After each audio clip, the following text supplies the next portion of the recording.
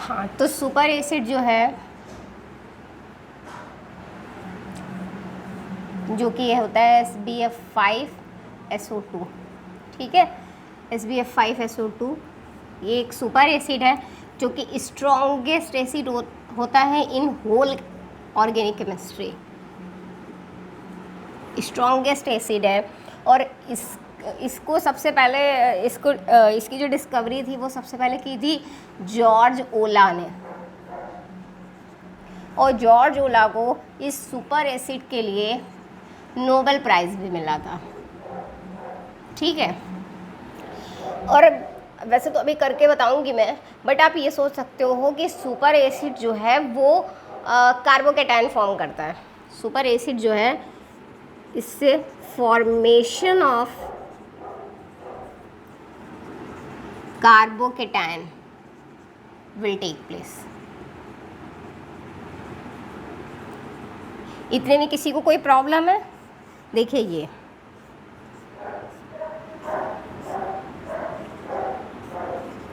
इसमें super acid डाला गया। देखिए अभी तो मैं इसको करके बताऊंगी, बट आप सबसे आसान तरीका एग्ज़ाम में आ जाए तो आप क्या करना कि देखा सुपर एसिड है, इसमें देखा हैलोजन है, आप कुछ भी मत करो, बस इस हैलोजन को हटाओ और यहाँ पर कार्बोकेटायन बना दो, बस यही काम है सुपर एसिड का। लेकिन ये हुआ कैसे है इसको देखिए।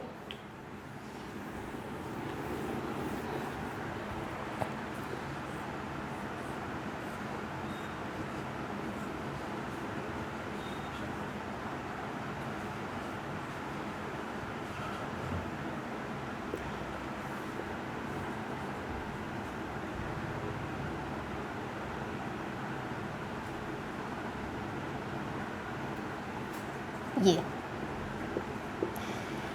क्या होगा, SbF5 जो है ये काम करता है लुईस एसिड का। जब ये लुईस एसिड का काम करता है तो ये इलेक्ट्रॉन लेगा, और क्लोरीन हैलोजन है, हैलोजन के पास इलेक्ट्रॉन एक्स्ट्रा है, तो ये क्या करेगा, इसको इलेक्ट्रॉन दे देगा। इसके ऐसा करें 2 मोल ले लेते हैं, 2 मॉलिक्यूल सॉरी, ये ठीक है। Cl ने जब SbF5 को इलेक्ट्रॉन दिया तो ये ऐसे बन गया। इस Cl ने जब SbF5 को इलेक्ट्रॉन दिया तो ये ऐसे बन गया। Cl पे Cl एक बॉन्ड बनाता है, यहाँ कितने बॉन्ड बने हैं, 2 बॉन्ड बने हैं। जब भी अपनी कैपेसिटी से ज़्यादा बॉन्ड बनाएंगे तो उस पर क्या आ जाएगा, पॉजिटिव चार्ज, ठीक है। आप इस पॉजिटिव चार्ज को हटाना है, तो ये चीज़ ऐसे ब्रेक होगी, ये चीज़ ऐसे ब्रेक होगी, और क्या बनेगा, ये एक पॉजिटिव चार्ज ये और एक पॉजिटिव चार्ज, ठीक है। तो सुपर एसिड क्या काम करता है, हैलोजन को हटा देता है और वहाँ पर कार्बोकेटायन बना देता है, दैट मीन्स प्रोटोनेशन करता है। इतना समझ आया होगा आई थिंक। नेक्स्ट देखिए,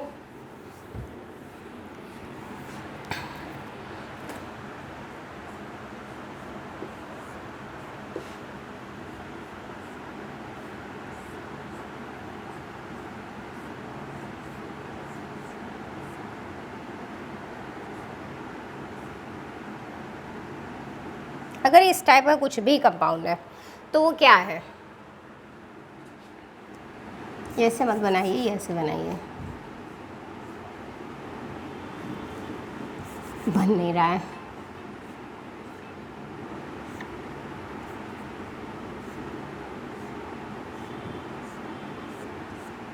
ये क्वेश्चन में आ गया कि अगर ये क्या है, ये एरोमेटिक है ना, तो इसको याद कर लीजिए कि ये नॉन एरोमेटिक कंपाउंड्स हैं, फुलवलीन बोलते हैं इसको। ये क्या है, नॉन एरोमेटिक कंपाउंड। जब भी इस तरीके का कोई भी कंपाउंड मिलेगा तो वो होगा नॉन एरोमेटिक कंपाउंड।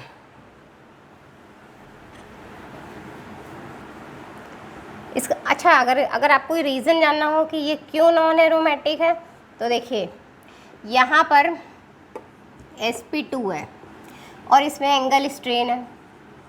स्ट्रेन होने की वजह से ये 120 डिग्री तो रह नहीं पाएगा, ठीक है, तो ये नॉन प्लेनर हो जाएगा। और जब ये नॉन प्लेनर हो जाएगा तो ये क्या हो जाएगा, नॉन एरोमेटिक। क्या होगा, नॉन एरोमेटिक, ठीक है। sp2 है, डबल बॉन्डेड कार्बन है ना, डबल बॉन्डेड कार्बन होने की वजह से क्या है sp2, sp2 होने की वजह से क्या होगा 120 डिग्री एंगल होना चाहिए, इसकी वजह से इस पर क्या आएगा एंगल स्ट्रेन आने की वजह से ये नॉन प्लेनर हो जाएगा, नॉन प्लेनर होने की वजह से क्या होगा नॉन एरोमेटिक, क्योंकि नॉन एरोमेटिक कौन होते हैं जिनमें प्लेनरिटी खत्म हो जाती किसी भी रीजन से। नेक्स्ट देखिए, एक क्वेश्चन ये आ रहा है,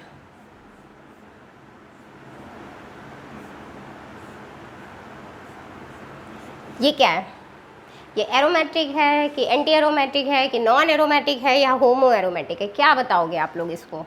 तो बोल दोगे तुरंत कि आपने बताया था कि ये नॉन एरोमेटिक है, तो मैं पूछूंगी कि नॉन एरोमेटिक क्यों है, तो आप बोल दोगे क्योंकि ये ऐसे एग्जिस्ट नहीं करता, ये एग्जिस्ट करता है टब शेप्ड में, टब शेप में एग्जिस्ट करता है ना, तो ये नॉन एरोमेटिक है।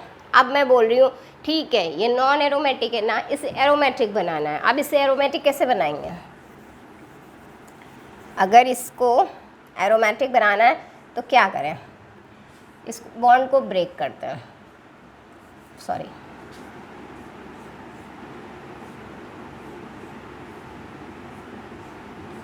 इस पे क्या आएगा नेगेटिव चार्ज, इस पे क्या आएगा पॉजिटिव चार्ज। अब इसमें आप क्या करो 2Na डाल दो, Na क्या करता है, Na मेटल है ना, तो Na प्लस में एग्जिस्ट करता है और 2 इलेक्ट्रॉन निकालेगा, ये 2 इलेक्ट्रॉन इसके पास चले जाएंगे, ठीक है, एक इलेक्ट्रॉन से ये पॉजिटिव चार्ज जाएगा और दूसरे इलेक्ट्रॉन से ये भी नेगेटिव हो जाएगा।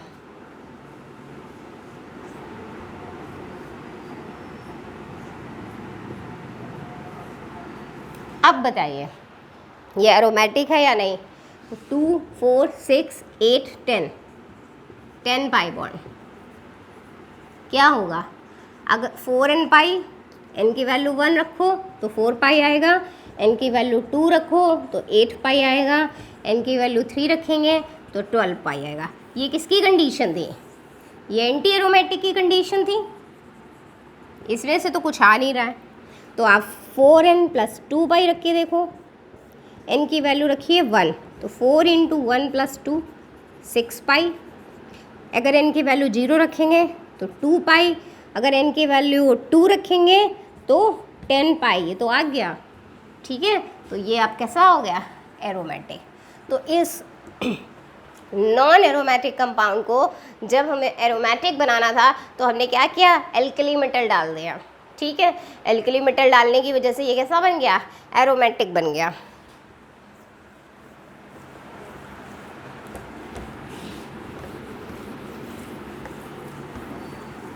नेक्स्ट देखिए,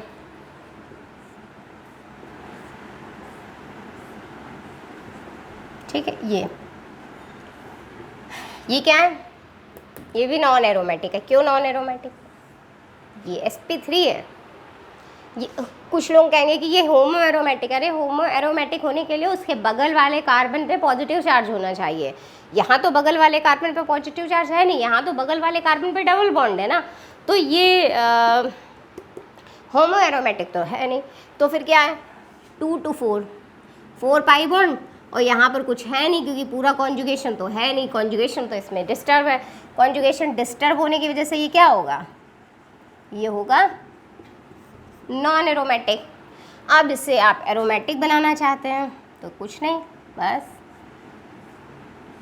ऐसे करेंगे, यहाँ पर आ जाएगा नेगेटिव चार्ज, क्योंकि यहाँ पर जो 2 हाइड्रोजन है वो यहाँ से एक H+ निकलेगा,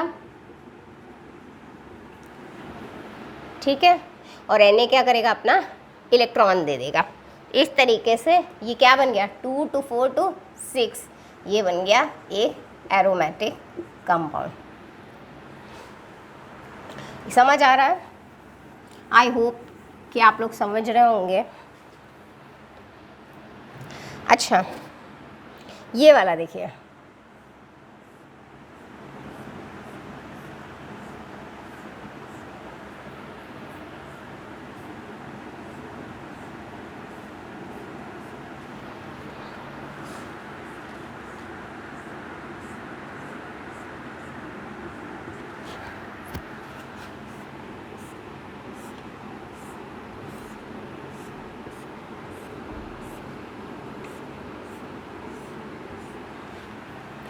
इस तरीके का जब भी कंपाउंड दिया होगा तो इसमें दो कंडीशन होंगी, या तो ये एरोमेटिक होगा और या तो ये नॉन एरोमेटिक होगा। इस टाइप के कंपाउंड में जो कंडीशन है वो ये या तो ये एरोमेटिक होंगे और या तो ये नॉन एरोमेटिक होंगे, ये कभी भी एंटी एरोमेटिक तो नहीं होंगे। ठीक है, या तो ये एरोमेटिक होंगे या तो ये नॉन एरोमेटिक होंगे, लेकिन ये कभी भी एंटी एरोमेटिक नहीं होंगे। अब पता कैसे करेंगे? एरोमेटिक कंडीशन होने के लिए दोनों को एरोमेटिक होना ज़रूरी है। अगर दोनों एरोमेटिक हो रहे हैं तो वो एरोमेटिक होगा। अगर दोनों में से कोई भी एक एरोमेटिक नहीं है तो वो नॉन एरोमेटिक होगा, लेकिन इसमें से कोई भी एंटी एरोमेटिक नहीं होगा। इसको देखिए, ये डबल बॉन्ड है, अगर हम इसको ऐसे ब्रेक करते हैं तो क्या बना?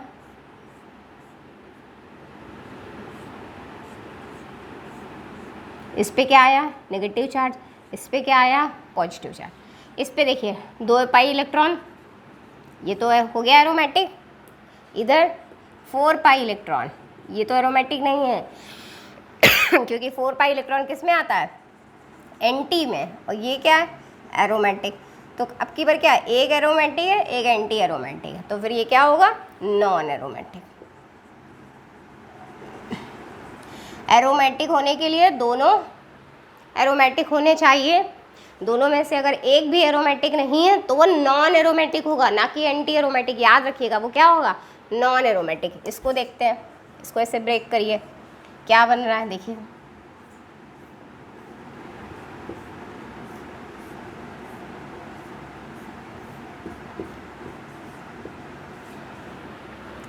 टू टू 4 टू 6 ये है एरोमेटिक, और ये 2 to 4 ये 4 पाई इलेक्ट्रॉन। 4 पाई इलेक्ट्रॉन क्या होता है? Anti aromatic. तो ये एरोमेटिक, ये एंटी एरोमेटिक, ओवरऑल क्या हो गया? Non aromatic. ठीक है, इसको देखते हैं। अगर इसको ऐसे ब्रेक करते हैं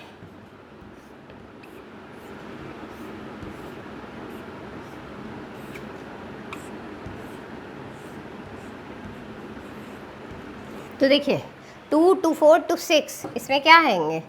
6 पाई इलेक्ट्रॉन। इसमें क्या आएंगे? 2 पाई इलेक्ट्रॉन। ये 6 पाई इलेक्ट्रॉन है, ये 2 पाई इलेक्ट्रॉन है। 6 पाई भी एरोमेटिक है, 2 पाई भी एरोमेटिक है। जब दोनों एरोमेटिक होंगे तो वो क्या होगा? एरोमेटिक। ठीक, इसको करने का एक सबसे बेस्ट तरीका है, अगर दोनों सेम दिख रहे हैं, दोनों रिंग जो हैं वो सेम दिख रही हैं, तो वो कभी भी एरोमेटिक नहीं होगा, वो हमेशा नॉन एरोमेटिक होगा।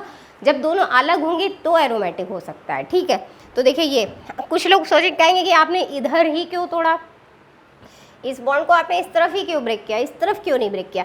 इसलिए इस तरफ ब्रेक किया क्योंकि हमने अपने माइंड में कैलकुलेट कर लिया था कि अगर इसको इधर ब्रेक करेंगे तो इस पर पॉजिटिव चार्ज आएगा, तो ये 2 पाई इलेक्ट्रॉन, 2 पाई एरोमेटिक होता है। इधर क्या हो जाएगा? 6 पाई इलेक्ट्रॉन एरोमेटिक होता है। इतना समझ में आ रहा है?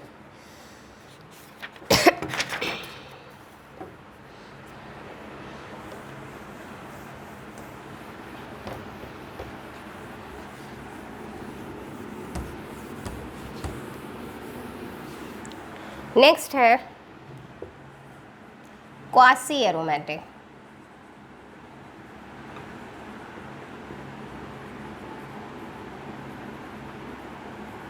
हो सकता है कुछ लोगों ने पढ़ा हो क्वासी एरोमेटिक और कुछ लोगों ने ना पढ़ा हो क्वासी एरोमेटिक। ठीक है, तो देखिए इस तरीके का जो कंपाउंड होता है, अगर ये सिर्फ 2 पाई इलेक्ट्रॉन होता तो ये एरोमेटिक हो जाता। ठीक, लेकिन ये अभी तो है नहीं, तो कैसे इसको एरोमेटिक बनाएंगे? तो इसमें क्या है? ये डबल बॉन्ड ओ लगा है ना, ओ की इलेक्ट्रोनेगेटिविटी ज़्यादा है, तो ये बॉन्ड इधर ब्रेक हो जाएगा, और जब ये इधर ब्रेक होगा तो ऐसे बनेगा। ठीक है, जब ऐसे बनेगा तो क्या होगा? आप देखिए 2 पाई इलेक्ट्रॉन आ रहा है ना, 2 पाई इलेक्ट्रॉन आने की वजह से क्या हो रहा है? ये एरोमेटिक। लेकिन इसमें डायपोल मोमेंट भी है, तो ये है क्वासी एरोमेटिक। क्वासी एरोमेटिक होने के लिए क्वासी एरोमेटिक कंपाउंड वे कंपाउंड होते हैं जिसमें हाईएस्ट डायपोल मोमेंट पाया जाता है। ठीक है, जब इस तरीके का कोई कंपाउंड होगा तो आप इससे बोलोगे क्वासी एरोमेटिक। एक और देख लेते हैं।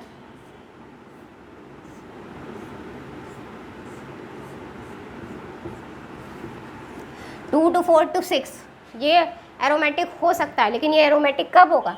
जब ये बॉन्ड ऐसे ब्रेक हो। ब्रेक करके देख लेते हैं। ओ पे क्या नेगेटिव, इस पे क्या पॉजिटिव, तो ये क्या होगा? ये होगा क्वासी एरोमेटिक कंपाउंड। इतना सभी को समझ में आ रहा है?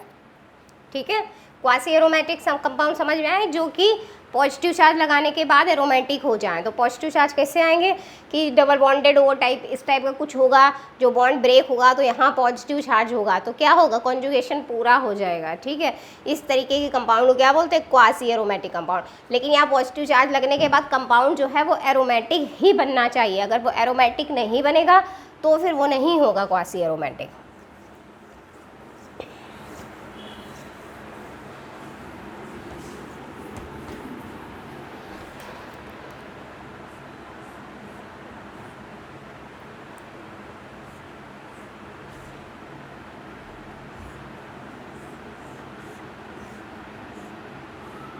इस तरीके का अगर कोई कंपाउंड है तो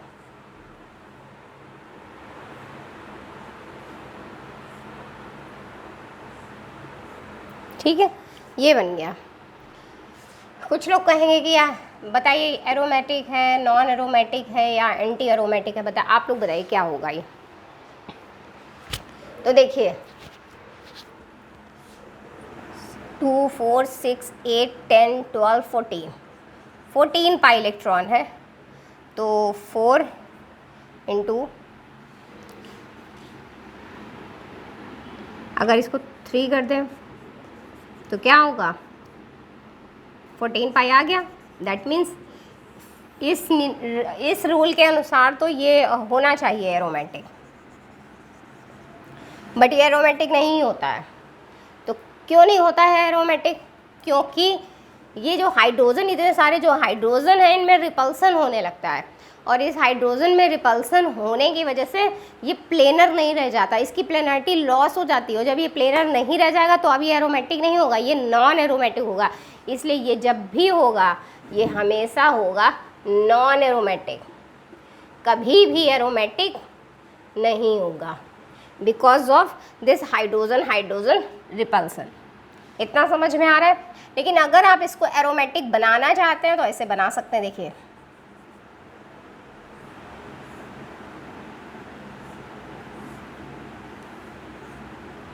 ठीक, ये देखिए sp3 है, ये CH3 लगा दीजिए, CS, क्योंकि हम लोग को अंदर वालों से कोई मतलब नहीं है, इसलिए यहाँ पे CH3 लगा दो। ठीक है, अब ये एरोमेटिक हो गया, क्योंकि अब क्या है, अब ये फिक्स हो गया, रिजिड सिस्टम हो गया, और रिजिड सिस्टम होने की वजह से अब ये अपनी प्लेनरिटी लॉस नहीं करेगा, और जब ये प्लेनरिटी लॉस नहीं करेगा तो ये कैसा होगा? एरोमेटिक कंपाउंड होगा। ठीक है, हम कह रहे हैं कि चलिए ठीक है, ये एरोमेटिक कंपाउंड है। अब अगर इसमें कोई भी एल्कली मेटल डाल दिया, ठीक, जब भी कभी एल्कली मेटल डालेंगे तो के क्या होगा? के 2 इलेक्ट्रॉन देगा ये। देखिए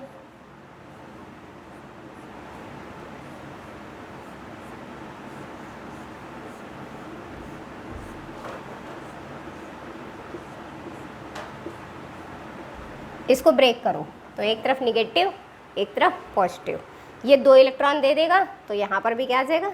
नेगेटिव।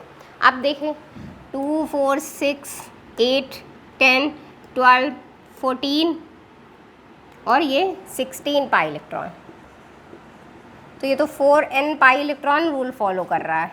अगर 4 की n की वैल्यू 4 रख दें तो 16 पाई इलेक्ट्रॉन आ जाएगा, तो ये क्या बन गया? Anti aromatic. तो देखो नॉन एरोमेटिक सबसे पहले लिया था। नॉन एरोमेटिक से अगर एरोमेटिक बनाना है तो आप क्या कर रहे हैं, इसको रिजिड कर सिस्टम बना दे रहे हैं, ठीक है। और अगर इस एरोमेटिक से एंटी एरोमेटिक बनाना है तो आप क्या करेंगे, मेटल देंगे उसको, एल्कली मेटल देंगे। एल्कली मेटल क्या करेगा, 2 इलेक्ट्रॉन दे देगा, 2 इलेक्ट्रॉन एक्स्ट्रा हो जाएंगे। तो एरोमेटिक से एंटी एरोमेटिक बनाना है तो क्या करेंगे आप, एल्कली मेटल देंगे। एंटी एरोमेटिक से एरोमेटिक बनाना है तो भी क्या करेंगे आप, एल्कली मेटल देंगे। इतना समझ में आ रहा है। देखिए एक होता है नॉन हकल पाई बॉन्ड या पाई बॉन्ड या पाई इलेक्ट्रॉन। देखिए जो कॉन्जुगेशन में नहीं आएगा, जो पेरीफेरी पे बॉन्ड आ रहे हैं ये सभी कॉन्जुगेशन में हैं, लेकिन जो पेरीफेरी में नहीं आ रहा है, जो अंदर साइड में बॉन्ड आ रहे हैं या कहें जो कॉन्जुगेशन में नहीं आ रहे हैं, वो नॉन हकल पाई बॉन्ड होंगे। ये नॉन हकल कार्बन, यहाँ पाई बॉन्ड तो है नहीं तो ये नॉन हकल कार्बन, ये वाला bond non Huckel pi bond. अगर यहाँ पे ऐसा भी होता ना तो भी इससे कोई मतलब नहीं था, क्योंकि ये क्या है, non Huckel pi bond. Non Huckel pi bond क्या है, जो कॉन्जुगेशन में ना आए। जब कॉन्जुगेशन में नहीं आएंगे तो उनका होना या उनका ना होना उससे हमें कोई प्रॉब्लम नहीं होगी, ठीक है। तो जब उससे कोई प्रॉब्लम ही नहीं होगी तो हम लोग उसको कभी काउंट ही नहीं करेंगे, उसको बोलेंगे हम नॉन हकल पाई बॉन्ड या अंदर वाले कार्बन को नॉन हकल कार्बन, ठीक है।